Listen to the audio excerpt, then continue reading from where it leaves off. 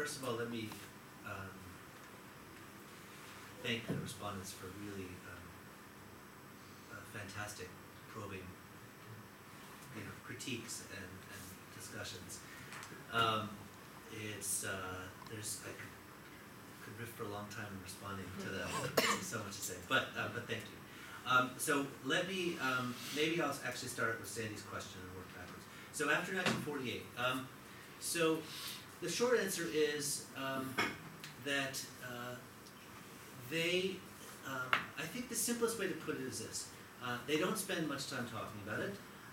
They follow the general default assumption of many liberal Zionists at that point, which is that this is a problem because the partition plan didn't work, the war, and we'll get there. The assumption is there'll still be some arrangement, that, something will happen, there'll still be a peace agreement, and then we will resolve the issue of Palestinian refugees, and Palestine may rise in the Jordanian West Bank or something. But the default thinking, which I think we forget from many Jews, especially as we've heard people who remain in the diaspora, is that this is a challenge. This is an ethical challenge associated with war, but the larger issue is basically the stable order, as Julie was just saying, the stable order that must eventually prevail there.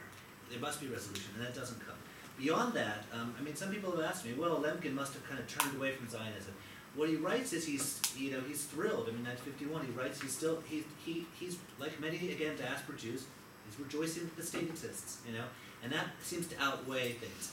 I have seen no evidence that he classifies the Nakba as a genocide, but one of the interesting questions is there's a lot of debate about this at that time, and it's being used as a term that this might be a genocide, and then that disappears. Arab voices stop saying that. It's a Nakba, but they don't use that language. And Jewish voices certainly don't say that. And the same would go for Lauterpacht. Now let me transition. I think that what's interesting about Lauterpacht is that he has a critique of Israel after 1948, but it's not a critique that Israel hasn't done right by Palestinians or is guilty from the outset. It's that they're not doing enough to still build this liberal international order. So, he comes in 1950, and Rotem Giladi, who's been mentioned here, is another scholar doing terrific work, has written about this, and I mentioned this in the book too. He comes to give lectures and gets in an argument with Jacob Robinson and with Shabtai Rosen, a name that will be known to some.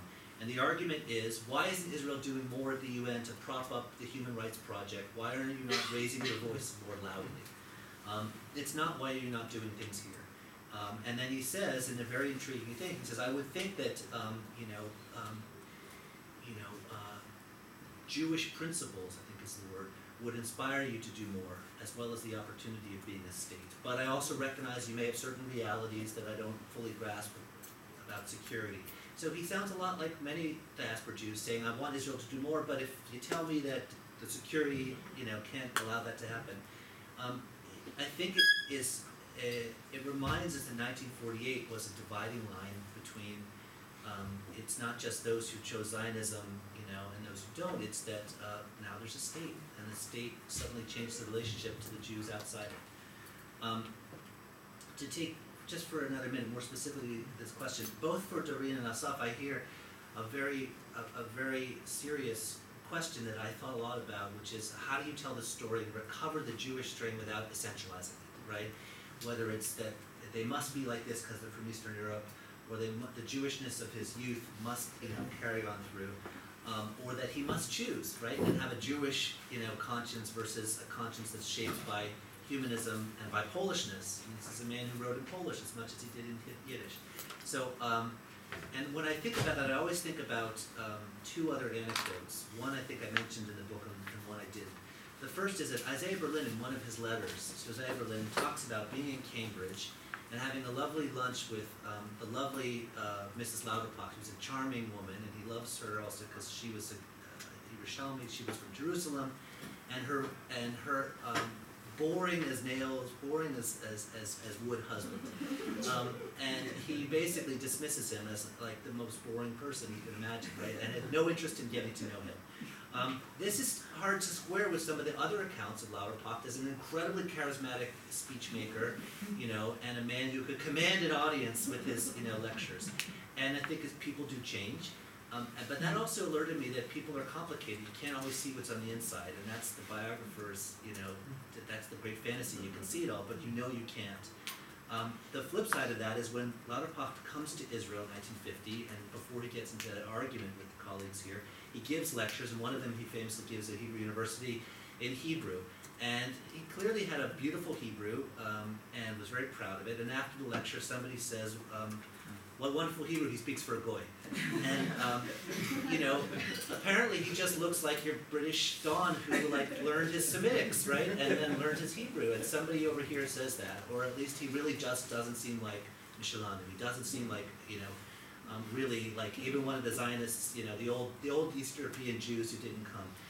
So then again, his perception on the outside may be, on the inside may be different than the way people see him on the outside. And I do think that that's, there are ways in which you tell the story and you do it in distinction to the wonderful disciplinary perspectives you hear here. You're hearing the story told by someone who focuses on Jewish history. So the Jewish always signals up front.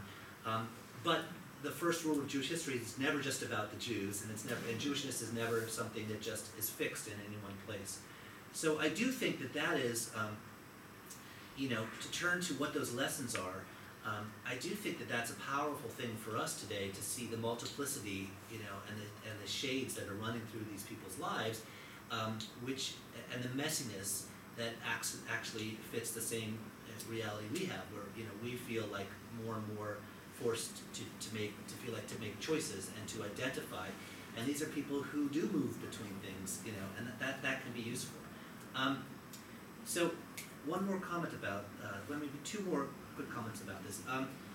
I would say this is a history of, I do think of this as a history of failure. I mean, these are heroes in this telling, but it's totally a failure. And I think all history is a failure, and yet some things, it's like the Walter Benjamin angel of history image, right?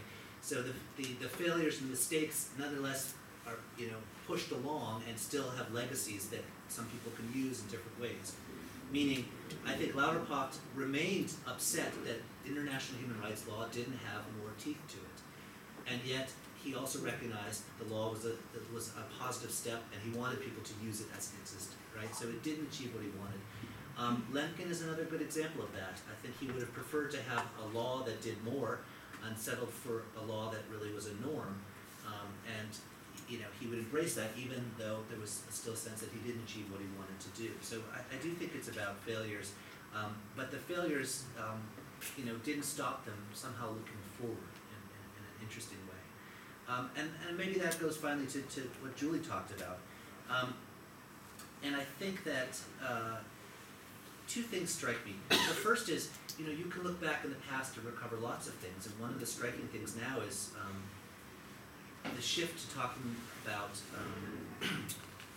autonomy and group rights can be a way to avoid liberal outcomes too, right? This is the debate that rages still among historians of Zionism about what Jabotinsky really was getting at with minority rights for Palestinians.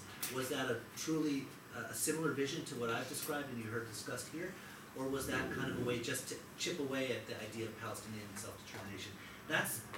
And I think that depends on, this is the last thing I'll say about it, it really depends on what the larger frame is.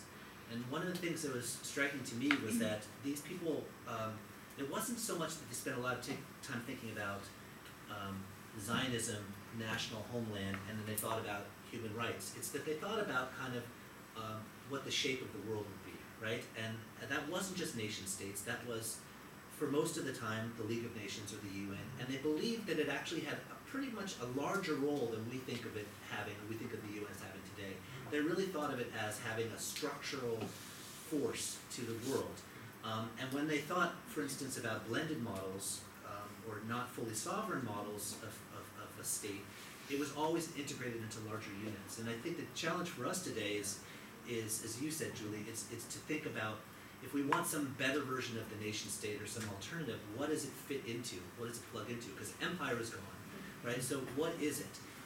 And these people stood at a moment where empire was disappearing, and they imagined something new emerging, and that was what structured their thinking. There's a wonderful line in one of the discussions that takes place in 1943 in New York involving some of these people in a meeting, and somebody says, well, it's a really question of how we imagine the future world, right? So what do we imagine it's going to look like? And they're literally asking, will there be regional units or not, right? Will there be some European unit that people are talking about at that time? Will we go back to federation ideas? And I think that's the thing that always seems to me the most missing, is we have so many debates today about what Israel as a nation state could be, or Israel as a state, or what other places could be, but it's always the bigger question of what the shape of the world will be. Is it a world of states? Is it a world of something else?